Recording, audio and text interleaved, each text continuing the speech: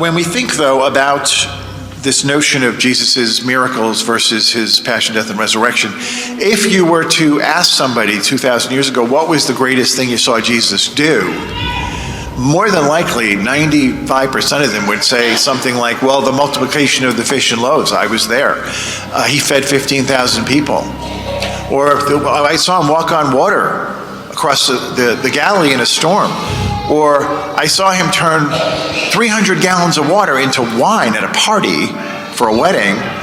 And boy, was that a party. I barely remember it. They're not going to say his crucifixion. Nobody would have said that. Maybe the Blessed Mother. In fact, she would have said it. Mary knew what was going on at the crucifixion. She knew that as Jesus is nailed to the cross, the devil's kingdom is nailed to hell.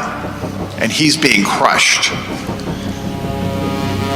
And that was the greatest thing that happened. But we don't look in terms of that, because it looked awful.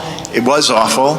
It looked kind of revolting at what they were doing to him. It was a point of great pain for him and us. So we tend to not rank it with like what we'd want to see him do again. But in fact, that was the greatest thing. And when you pray, how are you praying? How are you praying?